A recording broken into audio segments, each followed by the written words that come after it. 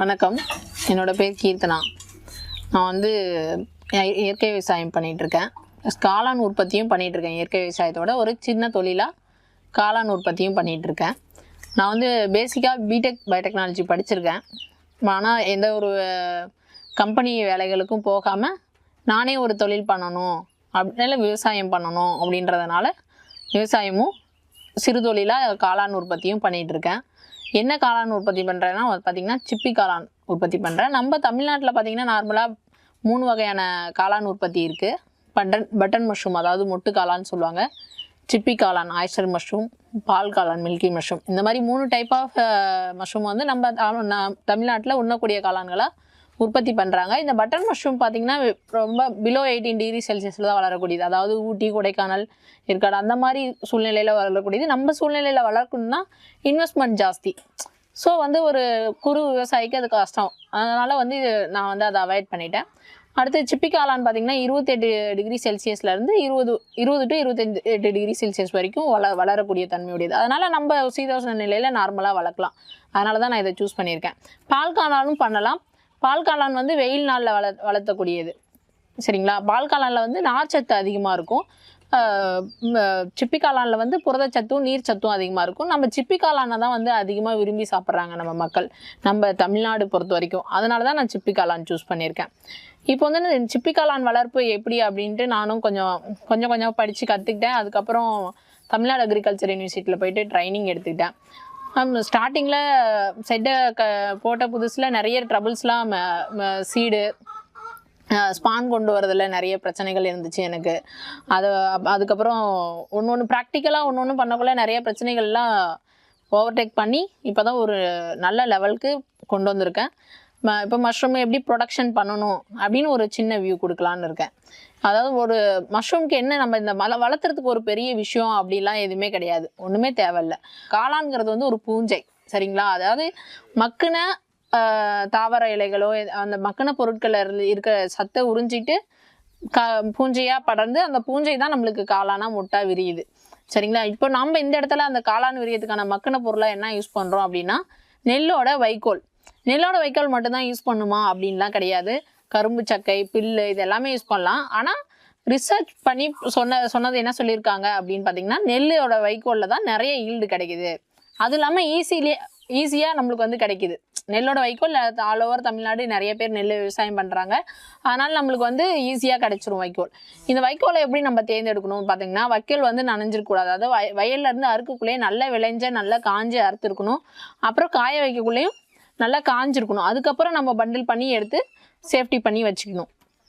அப்போ யூஸ் பண்ணக்குள்ளே இந்த வைக்கோல் வந்து கருப்பு இல்லாமல் நல்ல பார்த்துக்குள்ளே தெரியும், நல்ல ட்ரைனஸோட நல்ல மஞ்சள் கலராக இருக்கும். அதுதான் நல்ல தரமான வைக்கோல். அந்த வைக்கோலை எடுத்துகிட்டு என்ன பண்ணுவோன்னா ஃபஸ்ட்டு ஒரு 4 ஹவர்ஸ், மினிமம் 4 ஹவர்ஸ், மேக்ஸிமம் ஒரு 6 to 7 ஹவர்ஸ் வரைக்கும் ஷோக் பண்ணிக்கலாம். ஏன்னா தண்ணிக்குள்ளே ஊற வச்சுக்கிறோம். இந்த ஊற வச்சதுக்கு பிறகு அந்த ஊற வச்ச வைக்கோலை நம்ம அடுத்த ப்ராசஸிங் கொண்டு போகிறோம். இப்போ இன்னொரு பாய்லருக்குள்ளே நம்ம தண்ணி வச்சுட்டு அந்த தண்ணி வந்து எபோவ் 70 டிகிரி செல்சியஸ் வரைக்கும் கொதிக்கிற வரைக்கும், நல்ல கொதிநிலை வர வரைக்கும் நல்லா சூடு பண்ணிக்கிறோம். சூடு பண்ணதுக்கு பிறகு அந்த ஊற வச்சிருக்க வைக்கோலை எடுத்துகிட்டு தண்ணி வடிச்சிட்டு இந்த சுட வச்ச தண்ணியில் போட்டு நல்லா வேக வைக்கிறோம். இது எவ்வளோ டெம்பரேச்சர் வரைக்கும்னு பார்த்தீங்கன்னா எபோவ் 80 டிகிரி செல்சியஸ் வரைக்கும். இது ஏன் பண்ணுறோம் ஊற வைக்கிறது பார்த்தீங்கன்னா எதுக்குன்னா வைக்கோல் வந்து அந்த சாஃப்ட்னஸ் கொடுக்கறதுக்கு, அதாவது ஈஸியாக கொஞ்சம் நம்ம ஹெல்ப் பண்ணுறோம் பூஞ்சைக்கு அந்த மாதிரி. ஏன்னா டிலே ஆகக்குள்ளே நம்மளுக்கு சில ப்ராப்ளம்ஸ் வரலாம். அது மாதிரி லேட் ஆகும் நம்மளுக்கு ஈல்டு வரதுக்கு. அதனால நம்ம சாஃப்ட் பண்ணி கொடுக்குறோம் ஊற வச்சு. அப்புறம் வேக வைக்கக்குள்ளேயும் தொற்று நீக்கம், அதாவது ஸ்டெரிலைசேஷன், பெஸ்டரைசேஷன்லாம் சொல்கிறாங்களா, அந்த மாதிரி தொற்று நீக்கம் செய்யறதுக்கு, அதில் இருக்க மற்ற தொற்றுகளை நீக்கிறது. ஏன்னா இது ஒரு சின்ன நுண்ணுயிரி தான். வேறு நுண்ணுயிரிகளோட டிஸ்டர்பன்ஸ் இருந்தால் இதோட க்ரோத் வந்து அஃபெக்ட் ஆகும். அதனால் நம்ம வந்து தொற்று நீக்கம் பண்ணுறோம். ப்ளஸ் இந்த வேக வைக்கிறதுல இன்னொரு ப்ளஸ் பாயிண்ட்டும் இருக்குது. என்னென்னா வேக வைக்கக்குள்ளே இன்னும் சாஃப்டாகும் வைக்க. அப்போ வேக வச்சுட்டு கிட்டத்தட்ட 1 ஹவர்லேருந்து 1.5 ஹவர் வரைக்கும் நல்லா வேக வைக்கிறோம். வேக வச்சதுக்கு பிறகு அந்த வைக்கோலை வந்து நம்ம அந்த தண்ணியிலேருந்து எடுத்துகிட்டு ட்ரை பண்ணுறோம். ட்ரை பண்ணுறதுக்கு ட்ரையர் யூஸ் பண்ணலாம். இல்லைன்னா நார்மலாக கீழே சுத்தமான தரையில் சுத்தமான இடத்துல போட்டு காற்றுலேயே கூட ட்ரை பண்ணலாம்.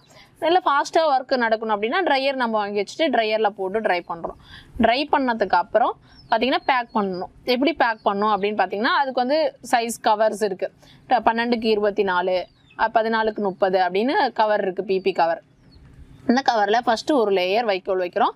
அதுக்கப்புறம் சீடு. இந்த சீடுங்கிறது இந்த இடத்துல பெரிய வேறு ஒன்றுமே கிடையாது.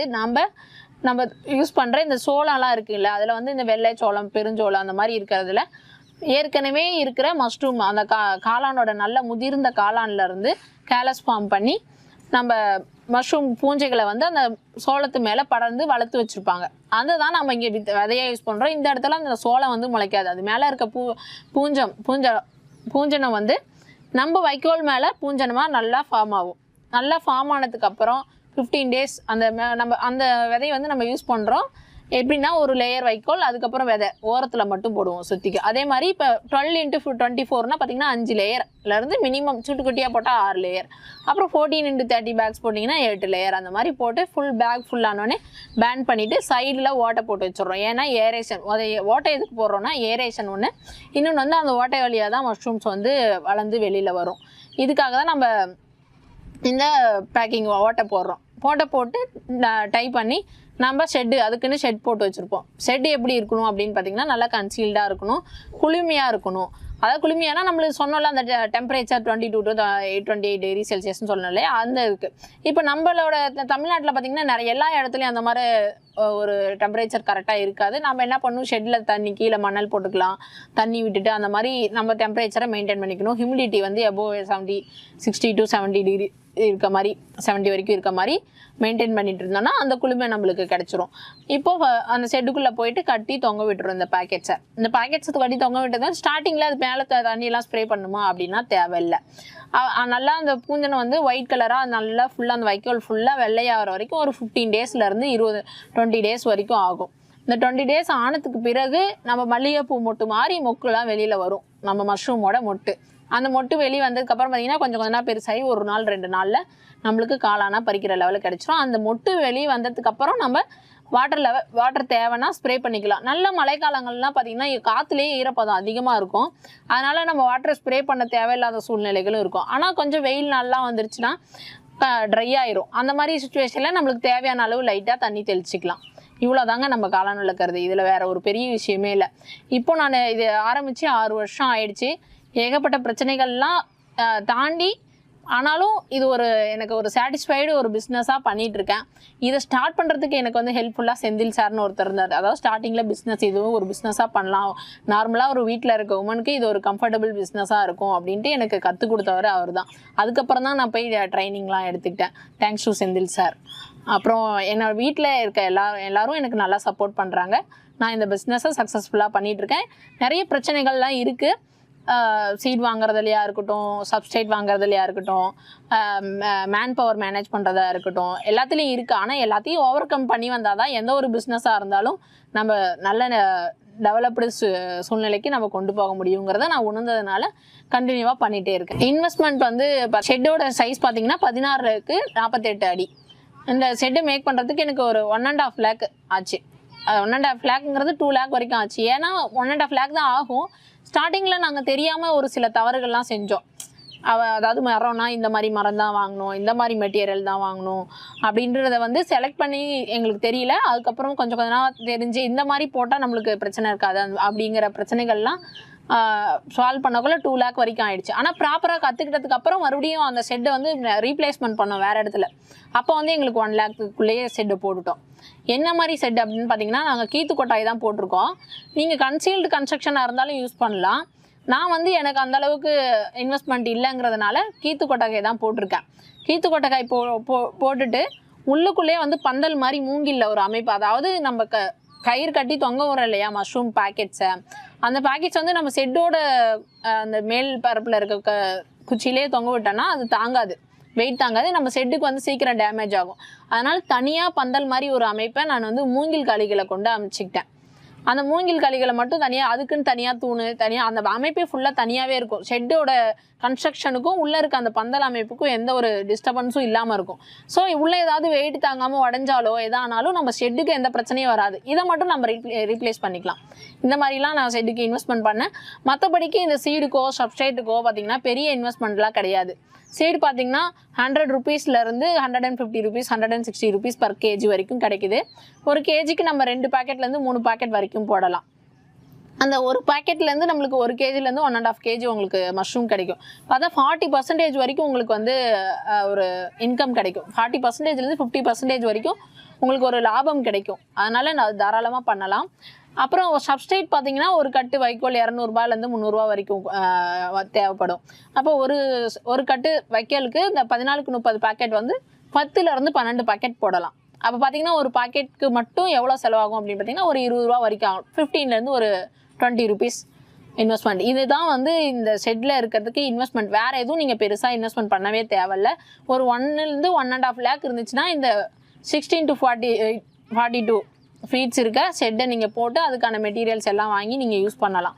வேறு என்ன இதில் பெரிய பொருட்கள் அப்படின்னு பார்த்தீங்கன்னா அந்த பேக்கிங் பண்ணுற கவரு, மேலே போடுற ரப்பர் பேண்ட்ஸு, அப்புறம் அதுக்கு தேவையான நம்ம அதுக்கு அந்த பெட்டிங் போடுறதுக்குன்னு ஒரு சின்ன இடம் தனியாக. அதாவது ஏன்னா ஷெட்டுக்குள்ளே போட முடியாது. ஷெட்டுக்குள்ளே வந்து நம்ம ஏரேஷனோ அந்த மாதிரி எந்த ஓப்பன்ஸோ இருக்காது. நம்ம அங்கே உட்காந்து வேலை செய்ய முடியாது. அதனால நம்ம தனியாக சின்னதாக ஒரு இடம் மட்டும் சுற்றிக்கும் க்ளோஸ்டு ரூம் மாதிரி இருந்தால் கூட கம்ஃபர்டபுளாக இருக்கும். அந்த மாதிரி இடத்துல பெட்டிங் போடுறதுக்கான அந்த பேக் பண்ணுறதுக்கான இடம் அதை மட்டும் பண்ணிக்கலாம். ட்ரையர் வந்து நீங்கள் யூஸ் பண்ணுற மாதிரி இருந்தால் ட்ரையர் வாங்கிக்கலாம். ப்ராப்பர் ட்ரையர் பார்த்தீங்கன்னா ஒரு 30,000 பக்கமாக வரும்.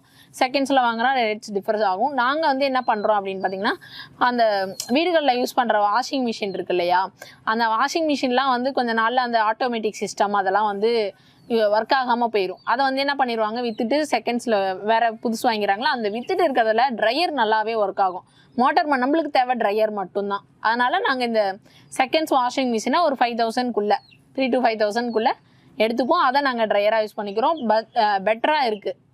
ஒரு ஸ்மால் இன்வெஸ்ட்மெண்ட்டாக இருக்குது. 30,000 போட்டு ஒரு பெரிய ட்ரையர் வாங்குறதுக்கு இது எங்களுக்கு கம்ஃபர்டபுளாக இருக்குது. அதனால் நாங்கள் இது யூஸ் பண்ணுறோம்.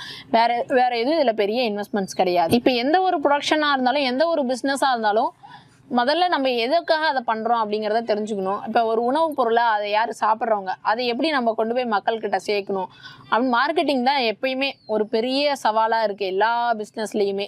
முதல்ல எல்லா உற்பத்தி பொருட்களுமே ஸ்டார்டிங்கில் ரொம்பவே கஷ்டப்பட்டோம். அதாவது மார்க்கெட்டிங் மஷ்ரூம் 1 கிலோ வந்துச்சுன்னா இந்த மஷ்ரூம் யார்கிட்ட கொண்டு போய் விற்றோம்னா அது எந்த மக்களுக்கு அந்த வாங்குற கெப்பாசிட்டி இருக்குது அப்படிங்கிறத தெரிஞ்சுக்கிறதுக்கு ரொம்ப கஷ்டப்பட்டோம். ஸ்டார்டிங்கில் என்னோட ஹஸ்பண்டே கொண்டு போயிட்டு வீடாக கொண்டு போயிட்டு விற்றாரு. அதுக்கப்புறம் ஒவ்வொரு நாளும் கொஞ்சம் சிரமப்பட்டு ஸ்டார்டிங் 2 years வரைக்கும் இந்த மார்க்கெட்டிங்கில் நிறைய ப்ராப்ளம்ஸ்லாம் மீட் அவுட் பண்ணோம். அப்புறம் அதுக்கப்புறம் தான் கொஞ்சம் கடைகள். அப்புறம் நான் வந்து இந்த மஷ்ரூம் ப்ரொடக்ஷனில் எந்த ஒரு கெமிக்கல்ஸும் யூஸ் பண்ணுறதில்ல. அதனால் ஆர்கானிக் ஷாப்ஸ்க்கு கொடுக்க ஆரம்பித்தோம். அதுக்கப்புறம் தான் கொஞ்சம் டெவலப். ஆனால் ஸ்டார்டிங் 2 years நான் ரொம்ப கஷ்டப்பட்டேன். டேரக்ட் செல்லிங் தான் பண்ணிட்டு இருந்தோம் அந்த 2 years வரைக்கும். தெரிஞ்ச பசங்க, படிக்கிற பசங்க, பார்ட் டைமாக வேலை பார்க்குற காலேஜ் பசங்க, அந்த மாதிரி அவங்கக்கிட்ட கொடுத்து பக்கத்தில் இருக்க சிட்டிஸ்குள்ளே போய் விற்றுட்டு வர்றது. அவங்களுக்கு ஒரு பேக்கெட்க்கு இவ்வளோ அந்த மாதிரி கொடுத்து அவங்கள செல்லிங் பண்ண சொல்கிறது. அந்த மாதிரிலாம் பண்ணோம். அந்த மாதிரி பண்ணக்குள்ளே என்னென்னா சில விற்க முடியாத பேக்கெட்ஸ் ரிட்டர்ன் கொண்டு வருவாங்க. அது நம்மளுக்கு ஒரு பெரிய அடியாக இருக்கும், பிரச்சனையாக இருக்கும். ஆனால் அதெல்லாம் வந்து தாண்டி போகணும். இது அப்படிங்கிறது தான் பிஸ்னஸ் அப்படிங்கிறத வந்து போக கற்றுக்கிட்டோம். ஏன்னா நிறைய ஒரு 50 பாக்கெட் 100 பாக்கெட் விற்கிற இடத்துல ஒரு பாக்கெட் 2 பாக்கெட் டேமேஜ் ஆகிறத இல்லை சேல் ஆகாமல் நிற்கிறத வந்து நம்ம மேனேஜ் பண்ணணும் அப்படிங்கிறதெல்லாம் கற்றுக்கிட்டோம். அதுக்கப்புறம் வந்து இந்த மஷ்ரூம்ஸை எப்படியெல்லாம் சமைக்கணும் அப்படின்றதெல்லாம் வந்து எப்படி யூஸ் பண்ணலாம், கடையில் சூப்பாக கொடுக்கலாம், பிரியாணி கொடுக்கலாம், அந்த மாதிரி இதெல்லாம் வந்து ஒவ்வொருத்தர்கிட்டையும் நாங்களே ரெஃபர் பண்ணோம். அப்புறம் எங்களோட மஷ்ரூமோட குவாலிட்டி மார்க்கெட்டில் போயிட்டு நான் இவ்வளோ ஸ்பெண்ட் பண்ணுறேன், நான் இது வந்து மருந்து இல்லாமல் பண்ணுறதுக்குள்ளே எனக்கு காஸ்ட் ஒர்க் அவுட் அதிகமாகுது. மற்ற மஷ்ரூம் விற்கிறவங்களோட என்னோட மஷ்ரூம் காஸ்ட் கொஞ்சம் அதிகமாக இருக்குன்றதை எக்ஸ்பிளைன் பண்ணுறதுக்கு எனக்கு டைமிங் எடுத்துக்கிச்சு, ஒவ்வொரு மக்கள்கிட்டையும் புரிய வைக்கிறதுக்கு. இப்போ என்னோட சரௌண்டிங்கில் இருக்க மக்கள் எல்லாமே புரிஞ்சுக்கிட்டாங்க. ரெகுலராக எங்களுக்குன்னு ஒரு கஸ்டமர்ஸ் வந்து டெவலப் ஆகிட்டாங்க. ஏன்னா நான் 6 years ஆச்சு. இப்போது ஸ்டார்டிங் அந்த 2 yearsல கஷ்டப்பட்டேன். அதுக்கப்புறம் இப்போ தெரிஞ்சுக்கிட்டாங்க எங்ககிட்ட வாங்குற மஷ்ரூமாக தரமாக இருக்கும், மருந்து எதுவுமே யூஸ் பண்ணுறதில்ல, ஆர்கானிக் மெத்தடில் பண்ணுறாங்க அப்படிங்கிறத மக்கள் புரிஞ்சுக்கிட்டாங்க. இப்போ கொஞ்சம் மார்க்கெட்டிங் சுலபமாக இருந்தாலும் இப்போ மார்க்கெட்டில் இருக்க மற்ற சவால்களோட போட்டி போட்டுட்டு தான் இருக்கோம் இன்னமும். இப்போது மஷ்ரூமில் என்ன இருக்குது, ஏன் சாப்பிட்ணும் அப்படின்னு நிறைய பேர் நினைப்போம். மஷ்ரூம் பார்த்திங்கன்னா ஹைலி புரதம், ப்ரோட்டீன் கண்டென்ட் நிறையா இருக்குது, ப்ளஸ் நீர்ச்சத்து நிறையா இருக்குது. இப்போ நம்ம நான்வெஜ்லாம் சாப்பிடுவோம். நான்வெஜ் சாப்பிட்றதுக்கு வந்து நிறைய பேர் எனக்கு ஜீரணம் ஆகாது, அது வந்து கொலஸ்ட்ரால் இருக்குது அந்த மாதிரி நினைப்போம். இதில் வந்து கொலஸ்ட்ரால் கிடையாது. அதனால் தாராளமாக வயசானவங்க எல்லாருமே எடுத்துக்கலாம். குழந்தைங்களுக்குலாம் வந்து நல்ல பிடிச்சமான உணவாக இருக்கும். காளான் அப்படின்னாவே நம்ம காலத்துலலாம் பார்த்திங்கன்னா அந்த வயலில் 1-2 கிடைச்சாலே அதை அடிச்சுட்டு பிடிச்சிட்டு சாப்பிடுவாங்க நம்ம குழந்தைங்க. இப்போ வந்து அது ஈஸியாக முன்னெல்லாம் கிடைக்காத ஒரு பொருளாக இருந்துச்சு, இப்போ ஈஸியாக கிடைக்கிற பொருளாக ஆயிடுச்சு.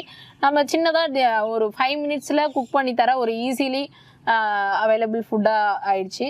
நல்லா இப்போ குழந்தைங்களுக்குலாம் நல்லா ஃப்ரை பண்ணி கொடுக்கலாம், இல்லை உடம்பு சரியில்லாமல் இப்போ சூப் மாதிரி வச்சு கொடுக்கலாம். பெப்பரு இதெல்லாம் போட்டு சூப் வச்சு கொடுக்கக்குள்ள கோல்டாக இருக்க கண்டிஷன்ஸ் நல்ல ஒரு ரிசல்ட்ஸ் கொடுக்குது. கோல்டில் வந்து நம்மளுக்கு சரி பண்ணி கொடுக்குது. அந்த மாதிரி சூப் பண்ணி கொடுக்கலாம், பிரியாணி பண்ணி கொடுக்கலாம், அப்புறம் ரெசிபீஸ் பண்ணி கொடுக்கலாம். அதாவது வணக்கி சாப்பாட்டுக்கு வச்சு சாப்பிட்ற மாதிரி கிரேவி வச்சு கொடுக்கலாம். இந்த மாதிரி நிறைய இருக்குது. இதில் வந்து நிறைய புரதம் இருக்கிறதுனால எல்லாருமே ஈஸியாக சாப்பிட்டு இது பண்ணிக்கலாம். நான்வெஜ் அளவுக்கு செரிக்காத அளவுக்கு இந்த மாதிரி கம்ப்ளைண்ட்ஸ் இருக்காது. அதனால் ஈஸியாக நம்ம சாப்பிட்லாம். சீடு வந்து நம்மளே கூட பண்ணலாம். அந்த சீட் சொன்ன இல்லையா, மக்காச்சோளத்தில் அந்த பூசணை உருவாக்குறது. அந்த மக்காச்சோளத்தில் எப்படி அந்த பூசணத்தை வந்து ஃபார்ம் பண்ண வைக்கிறாங்கன்னா, அதுக்குன்னு ஒரு லெபார்ட்ரி, அதாவது மைக்ரோபயாலஜி லெபார்ட்ரி இருக்கு இல்லையா, அந்த லெபார்ட்ரியில் நம்ம மஷ்ரூம் நல்லா க்ரோவான மஷ்ரூம் எடுத்துகிட்டு போயிட்டு அதுலேருந்து சென்டர்லேருந்து ஒரு சின்ன ஸ்பாட் எடுத்து அதுக்குன்னு மீடியாலாம் இருக்கும். மீடியானா இப்போ நம்ம எப்படி இந்த நம்ம வளர்க்குறதுக்கு வைக்கோல் யூஸ் பண்ணுறோமோ அது மாதிரி லேபில் வளர்க்குறதுக்குன்னு ஒரு சப்ஸ்ட்ரேட் இருக்கும். அந்த சப்ஸ்ட்ரேட்டில் வச்சு வளர்த்து அதை மறுபடியும் நம்ம மக்காச்சோளத்தில் ட்ரான்ஸ்ஃபர் பண்ணுவாங்க. ட்ரான்ஸ்ஃபர் பண்ணதுக்கப்புறம் அது க்ரோ ஆனப்புறம் அதை மதர் ஸ்பானாக வச்சுக்கிட்டு அந்த மக்காச்சோளத்தையே வச்சு மறுபடியும் சோளத்தை வச்சு அந்த சோளத்தில் வந்து மறுபடியும் ட்ரான்ஸ்ஃபர் பண்ணிவிட்டு அதை தான் நம்மளுக்கு வளர்க்கக்கூடிய விதையாக கொடுப்பாங்க. இதை வந்து நாமளும் பண்ணலாம். ஆனால் என்னென்னா நம்மளுக்கு ஒரு லேப் ஸ்ட்ரக்சர் வேணும். அந்த லேப் ஸ்ட்ரக்சரில் நம்மளுக்கு ஆட்டோக்ளேவு, லேமினார் ஏர்ஃப்ளோ சேம்பரு, அப்புறம் அந்த ஒரு நல்ல கன்சீல்டு ரூமு அதெல்லாம் தேவை. அதுக்கு வந்து ஒரு 2 lakh வரைக்கும் இன்வெஸ்ட்மெண்ட், 2 lakh to 3 lakh வரைக்கும் இன்வெஸ்ட்மெண்ட் தேவை. இன் ஃபியூச்சரில் நம்மளேவும் பண்ணலாம். இப்போ வந்து நான் வந்து லேப்லேருந்து வாங்கிட்டு இருக்கேன். ஃபஸ்ட்டு IIHRலேருந்து வாங்கிட்டு இருக்கேன், பெங்களூர்லேருந்து வாங்கிட்டு இருந்தேன். இப்போது பெங்களூர்லேருந்தே சயின்ஸ் ஃபார்மஸ்ட் அப்படின்னு சொல்லிட்டு இருக்காங்க. இப்போ நிறைய பேர் இருக்காங்க, சேலம், ஆத்தூர் அப்படின்னு சொல்லிட்டு நியர்பைலே நிறைய பேர் இருக்காங்க. எனக்கு ஆனால் நல்ல குவாலிட்டி வந்து IIHR கொடுத்தாங்க. நம்ம Indian institute of research of horticulture அவங்கக்கிட்ட இருந்து வாங்கினோம். இது வந்து அதுவும் ஈஸியாக இருந்தது. ஆனால் ஹேண்டிலிங் பயோடெக்னாலஜி, பயாலஜி, மைக்ரோபயாலஜி இவங்களாம் அந்த மாதிரி படிச்சிருக்க பீப்புள்ஸ்க்கெல்லாம் லேபரட்டரிக்கல் ஹேண்ட்லிங் வந்து நல்லா இருந்துச்சுன்னா நம்மளே பண்ணிக்கலாம். இப்போ இந்த மஷ்ரூம் பிஸ்னஸ் பார்த்திங்கன்னா ஒரு பெரிய வேலையெல்லாம் கிடையாது. நார்மலாக இப்போ நான் வந்து ஒரு மேரீடு கேர்ள், பார்த்தோம்னா இல்லத்தரசி அப்படின்னு வச்சுக்கோங்க. நாங்கள் வந்து ஒரு வீக்குக்கே ஒரு 2 நாள் 3 நாள் அந்த மஷ்ரூம் பெட்டிங் சொன்னேன் இல்லைங்களா, எப்படியெல்லாம் பேக்கெட் பண்ணணும், அந்த சீட் பண்ணுற அன்றைக்கி 1 day ஃபுல்லாக வேலை இருக்கும். மற்ற நாட்களில் பார்த்திங்கன்னா மஷ்ரூம் வர ஆரம்பிச்சதுக்கு இப்போ காலையில் ஒரு 1/2 hour, ஈவினிங் ஒரு 1/2 hour உங்களுக்கு அந்த மஷ்ரூம் பறிக்கிற வேலை இருக்கும். மதிய நேரங்களில் வாட்டர் ஸ்ப்ரே பண்ணுற வேலை இருக்கும். வேலைக்கு போகாத வீட்டில் இருக்க பெண்கள், வீட்டில் இருக்க பெண்களுக்கு இது ஒரு சிறந்த தொழிலாக இருக்கும். ஒரு பெண் வந்து தாராளமாக இந்த வேலையை செய்யலாம். அவ்வளோ பெரிய டைமிங்கோ இல்லை பிரச்சனைகளோ அந்த மாதிரிலாம் இருக்காது. தாராளமாக செய்யலாம். நீங்கள் பெருசாக வந்து வேலை செய்கிற மாதிரி இதில் எதுவுமே இல்லை. வேணால் ஒரே ஒரு ஒர்க்கர் வேணால் நம்ம கூட வச்சுட்டு பண்ணலாம். என் வீட்டில் குழந்தைங்க, இப்போ நிறைய பேர்த்துக்கு வந்து ஆஃபீஸ் போய் வேலை செய்ய முடியாத சூழ்நிலைகள்லாம் இருக்கும். இப்போ அந்த மாதிரி பிரச்சனைகள்லாம் நம்மளுக்கு தேவையான நம்ம என்னைக்கு நினைக்கிறோமோ அன்றைக்கி வேலை செஞ்சுக்கலாம். ஒரே ஒரு விஷயம் என்னென்னா டெய்லியும் நம்ம மஷ்ரூம்ஸ் பறித்து மார்க்கெட்டிங் அனுப்பணும். இது மட்டும் தான் நம்மளோட டெய்லி ரொட்டேஷன் வேலையாக இருக்கும் இந்த பிஸ்னஸில். மற்றபடிக்கு நம்ம இந்த பெட்டிங் போடுறது, அதாவது சீடை போடுறோம் இல்லைங்களா, நம்ம ட்ரான்ஸ்ஃபர் பண்ணுறோம்ல வைக்கோலுக்கு, அந்த அன்றைக்கி மட்டும்தான் நம்மளுக்கு கொஞ்சம் நிறைய வேலைகள் இருக்கும். மற்றபடிக்கு டெய்லி ரொட்டீன் ஒர்க் மாதிரி நம்ம ஓடிட்டே இருக்கலாம் வாழ்க்கையில். பார்ட் டைம் ஜாப் மாதிரி கூட பண்ணிக்கலாம். சாட்டர்டே சண்டேஸில் நம்ம இந்த பெட்டிங் ஒர்க்கை வச்சுட்டு மற்ற நாளில் நார்மலாக காலையிலையும் ஈவினிங் மஷ்ரூம் பறிக்கணும், அவ்வளோதான். அந்த மாதிரி இருக்கக்குள்ள ஆட்டோமேட்டிக்கலாக வாட்டர் ஸ்ப்ரே அந்த மாதிரி நம்ம செட் பண்ணிட்டு கூட மற்ற வேலைகளை கூட செய்யலாம், பார்ட் டைமாக கூட செய்யலாம். இது வந்து பெண்களுக்கு ஒரு நல்ல தொழிலாக இருக்கும்னு நான் நினைக்கிறேன். இதெல்லாம் ஆனால் நார்மலாக வெளியில தரையிலையும் பறிப்பு வைக்கலாம். அது கொஞ்சம் நம்மளுக்கு சீட்ஸ் வந்து டேமேஜ் ஆகிற மாதிரி ஃபீல் ஆச்சு. அதில் வந்து நான் இந்த மாதிரி மண்பானைக்குள்ளே வச்சுக்கிறேன்.